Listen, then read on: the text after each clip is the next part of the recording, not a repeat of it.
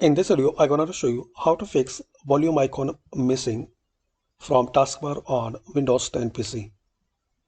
So to fix this issue, right click on Taskbar and click on Taskbar settings. In here, click on turn system icons on or off. Now turn on volume option. So select it to on position. So now as we can see, volume icon is appear on taskbar.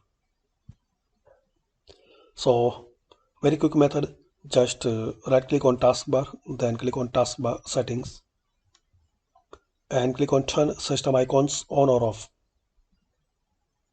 And in here turn on volume icon.